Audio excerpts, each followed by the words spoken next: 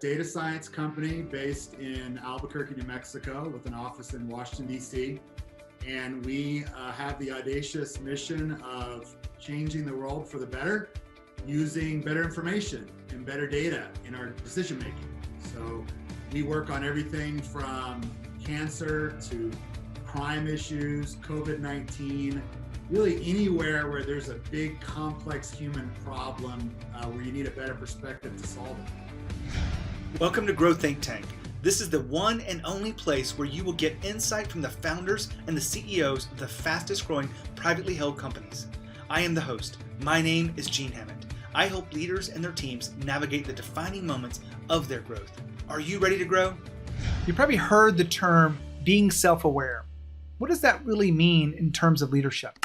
Well, a self-aware leader is someone that is able to take feedback from others and reflect on what's really missing in their skill set, maybe their mindset, but also how they actually show up for the people around them.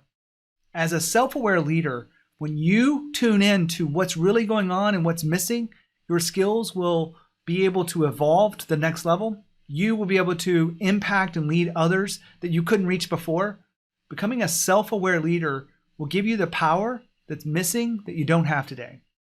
Our conversation today was with the CEO of RS21. They're a data science company that's really making a name for itself inside of the impact they're making, not just in business, but in how they're attracting talent and how they're impacting the world. RS21 has grown fast. We're number 483 on the Inc list, but also our conversation with Charles really talks about becoming a self-aware leader. We look at the mindset that it takes to grow a company fast, to lead companies through all of the chaos that it takes to lead companies through all of the chaos that it takes to lead this kind of pace. When you think about being self-aware, I want you to think about two things. One is, what is it you don't know? I know that's hard to answer the question, but the two is, what is it that if you knew that you're not doing? Now that's a little bit easier, but both of those things can unlock a powerful way of how you're showing up. So in this episode, we talk about becoming a self-aware leader. Before we jump into the episode, I want to make sure you know we've got an incredible opportunity if you are the founder, CEO, or president of a fast growth company. FastGrowthBoardroom.com is a place where you can hang out with your peers, you can learn from them, you can create a network that really is something powerful for you and a force inside of the company. If you want to check out what FastGrowthBoardroom.com is, just make sure you go there, take it in, really let it sink in. If you become an extraordinary leader, not everybody wants to be extraordinary, but if you want to hang out with other leaders that are impacting the world, impacting their communities, impacting their markets, then make sure you check out Fast Growth Boardroom. If you're ready, you can apply. That doesn't mean you're committed, because we actually have to interview you to make sure you're a good fit for the group that we already have growing. We want to make sure that you know that it's available to you. Just apply at FastGrowthBoardroom.com. Now here's the conversation with Charles. Charles, how are you? Doing well, sir. Great to be here. Excited to have you on Growth Think Tank. We're going to talk about the leadership mindset, what it takes to truly survive as a fast growth leader. And we want to start here with, tell us about RS21. Yeah, we're a data science company based in Albuquerque, New Mexico, with an office in Washington, D.C. And we have the audacious mission of changing the world for the better, using better information and better data in our decision making. So we work on everything from cancer to crime issues, COVID-19, really anywhere where there's a big, complex human problem where you need a better perspective to solve it. Is this you having technology, or is it data scientists, or a combination of both? Both. We have a team of 85 or so data scientists, data engineers, developers, and we also have a platform called Mother that we deploy in client environment. Well, I'm glad you're going to be here to talk about the power of mindset. So to you, what is mindset? Mindset is the ethos. It is the perspective. It is the attitude, the rigor, the hustle, the grind, the grit that is required to be successful. And I've learned a lot about mindset over the last 6-7 years of starting this business and scaling it. Can't say I got it right all the time, but I've learned some things. Well, take me back to the moment when you realized that mindset was an important thing, because I will be honest with you. I have a very technical background. I was an engineer by education. I had a very strategic upbringing through 3 tours of duty, if you will, in different kind of corporations before I became an entrepreneur. And I was very much based on strategic and logic. And I didn't think about mindset much. Can you remember back when you didn't think about mindset? Yeah, I think, like many, when I started my career, I was very focused on stability, very focused on, getting a paycheck. It was important to me that I was involved in something that was for good. In my case, it was public service. But it took me until probably my late 30s to realize that, I could change the world, and to not be in any way restrained by what I've experienced in the past, to think about a better future. And so for me, mindset has a lot to do with just being audacious and in realizing that you can put a big dent in this universe. And I try to surround myself with those that think big and are willing to take risks and are willing to make it happen. So the mindset of a leader and those around you is sort of contagious. Have you found that your mindset can either spill over into someone else that's in a bad way or a good way? Oh, absolutely. I mean, we as humans, we feed off of each other's energy, off of each other's passion. I think a lot about, having a positive, focused mindset when I'm engaging with our C-suite and our employees. I think it's something that you have to kind of monitor and be self-aware of. Being a CEO and scaling a business, it has its ups and downs. And from time to time, I've caught myself being a little bit of an Eeyore. And I have to say, hey, how are people feeding off of this? How are people perceiving me? How are people experiencing me? And kind of redirect. Charles, you're known there for having a big impact. You were honored by Ernst & Young. You're honored by Inc Magazine. But you have a kind of an unconventional structure. Describe to me what that structure is. Structure of my business? Yep. Yeah. So we are a company of what I call dreamers, disruptors, and doers that have all been united around the common cause of doing good with data. And so we bring together data scientists, conventional, statisticians, along with artificial intelligence experts and machine learning experts, big brained PhD types.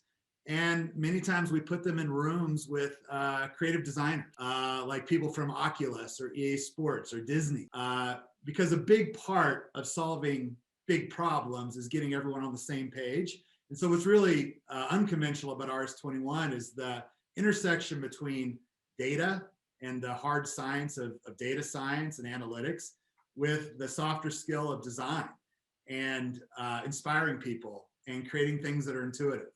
So it's a really unique and special place to work. Now, hold on. Charles just talked about doing good with data. Well, that's their mission. And why is that so important? Well, a mission-driven company has the ability to align people together to something bigger than just a paycheck. When you have a mission-driven company, you can actually create a space for people to be a part of something bigger than just the work.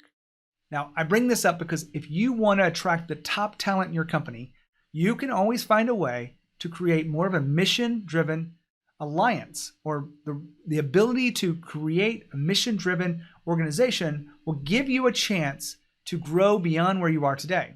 I bring this up because it's a common thread across many fast growth companies of having this mission-driven approach. Now, this is RS21 is a technology company. They have connected their mission to doing good with data, and that impact is rippling through the entire organization and the bottom line. Just a little bit of insight around why mission-driven is good for business. Back to Charles. And what about your leadership principles make all this possible? I think first and foremost, I am very transparent, and also I try to create an environment that is not hierarchical. Technology is evolving at a astronomical speed as we enter this fourth industrial revolution, which is, high performance computing, big data, artificial intelligence. And it's really important that I create an environment that is very flat, right? So I get a brand new coder who is, 21 years old, fresh out of a coding boot camp or out of college. I want that person to have a voice. And it's really important that we create that environment and knock down any barriers that would prevent people from speaking their mind. I have a speech that I give every once in a while back when we did speeches before the pandemic era. And I'll probably do them again someday, but I study the patterns of fast growth companies. There's two things in there that you picked out on, which was one is transparency, but the other one is everyone should be involved into the decisions. Everyone should have, their ideas should be honored. Tell us a little bit more about how that plays out in your organization. Well, we ask for it first and foremost. I mean, we are constantly soliciting feedback and trying to engage in people in a variety of different ways, whether it be in town hall meetings, project meetings, surveys, et cetera. We're also a values-based organization, and our first value, of course, is doing good with data, but the very next value is being real. And we really hold each other accountable. You don't find great teams that aren't willing to speak up when things are going poorly, right? You need to create an environment where if an employee sees something that is inconsistent with the vision or the mission or can be improved, you want every person in your organization to feel empowered to say something and to feel obligated to say something. Otherwise, you're pretty much destined for mediocre, in my opinion. I love that because you've just brought in a few more key aspects of the work I'm kind of organizing, the patterns of fast growth leaders. And I want to make sure we get back to this idea of mindset. If you take us into common practices that allow you to tune into the mindset shifts that are necessary, do you have something that you do on a day-to-day basis or a month-to-month basis that helps you keep that tune in? Yeah, I do. I mean, it starts with very basics, right? I mean, and that is, I think as a leader, getting a good night's rest. And for me, it's exercise. And I don't know if you hear this from other CEOs, but I need every day to be able to focus on something else and kind of recharge my brain. For me, that's exercise. Spend a lot of time on my Peloton. And then throughout the day, I'll do little and I just started doing this in the last 30 to 60 days, doing these little mini meditations, right? So, 2 minutes of just, closing my eyes, getting reset, focusing on my breathing, et cetera. So I can, not get caught up in the day-to-day, pace of this business and really focus in on the vision, being self-aware and ensuring that I'm being a good leader. Self-aware is something I think a lot of people talk about. What does that really mean for you as you're a leader of a fast growth company? Yeah, I mentioned it earlier. I mean, it's trying to put myself in the shoes of our customers, of my employees, and thinking about, how are they experiencing me? And, also it's, taking kind of, measuring myself on, how are you feeling today? Are you feeling overly anxious? Or is your mind focused on the job at hand? Are you focusing on the things that can add the most value to the organization, right? I think many times leaders, they tend to work in the business, not on the business, right? So a lot of times I'm evaluating myself around, is this task that you're working on the highest priority for the organization or the area where you can add the most value? Or is this something that, someone else can do or that we can outsource or whatever the case may be? I think that is one of the biggest challenges of being a leader is finding that right level from which you to engage where only you have the perspective and the strength to make that happen. A lot of people think about mindset, and there's a popular book out there called Mindset, where it shows a distinction between fixed and growth. But what I find is there's a lot more nuance to this growth side of the mindset.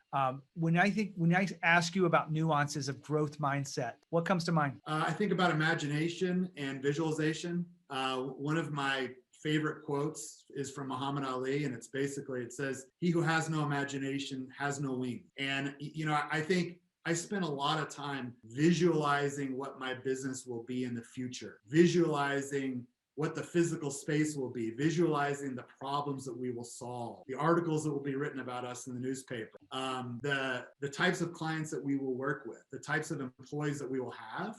And I think by visualizing in a very real and clear way, I think your mind subconsciously from day in, day out starts to take those steps to make that vision a reality. It sounds kind of loose, but if you look into the science of visualization, it's very real and very effective. Now, hold on. Visualization is not just something that is touchy-feely. In fact, a lot of psychological studies have been looking at the power of visualization. One specific one involves basketball in the late 1990s at University of Chicago. I won't go into the details of this, but here's kind of the way it goes, just for you to understand the power of this. There's 3 groups that I want to go through today, but everyone came in sort of as a baseline and shot free throws and traditional basketball court, right? That makes sense. But what happened next is they broke them up into 3 groups. Then they took one group and they said, you're going to practice every day for a certain amount of time. You're going to practice the free throws. And when we come back in 30 days, we're going to measure you. Great. The second group was told to do nothing, not to pick up the ball, not to think about it, not to do anything different, but that would be the baseline. The third group would come in, and after the first day, they would not touch a basketball again, but they would be asked to think about making baskets, to visualize the process. And they would do that every day for a small amount of time. You may not be surprised when I tell you, but the ones who did the best were the ones who practiced. There was really a pretty big difference in how they performed compared to the ones who didn't practice at all. But that is the second group. The third group was very close to actually the first group. The group who did not touch and did not practice but visualized shooting baskets was very close to the ones who actually did it. So the kind of concept I want you to really think about here is the power of visualization. It's almost like the brain can't distinguish between actually doing it and visualizing it. So what I want to bring up here is if you are willing to let yourself visualize about what you want consistently and over time, you will start to see things align around you because everything happens within our brain first, and then we create it in our external world. Now back to Charles. I talk a lot about this with my clients. I actually do a lot of visualization myself, but is there any specific practice you have around visualizations that you could share with us? Gosh, I don't know. I wish I had a recipe for it. I think that you need to be in the right state of mind. And for me, I put little reminders around of my vision, right?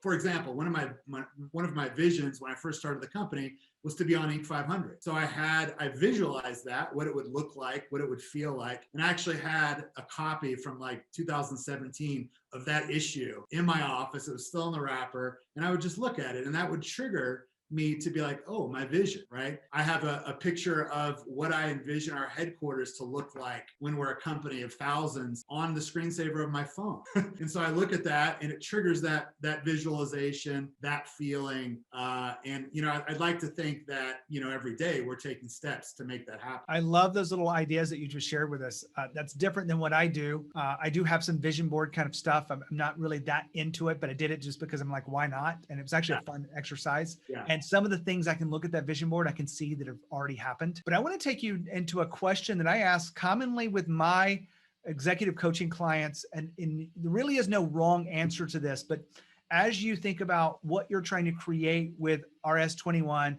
the future version of this company, who do you need to be to create the success that you see for that company? Well, I think our vision is very audacious, and it's tackling the world's most complex, difficult problems where people have tried time and time again and have failed. And we're in a unique point in history where again, advancements in high performance computing and artificial intelligence and big data allows us to solve these problems in ways that we never had before. So a big part of our ability to be successful in the future is to not be afraid, right? to be willing to, and that's a big part of my message to our employees is that, look, we are swinging for the fences as a company. We can't be afraid to fail. In fact, we need to embrace failure as part of our ability to innovate. And so I think that's a big part of this. The other thing, and I think we've done a pretty good job of this, particularly over the last 3 or 4 years, is being very open and transparent about what we're trying to do here. We're not a typical tech company. We are very focused on the problems facing humanity in the universe.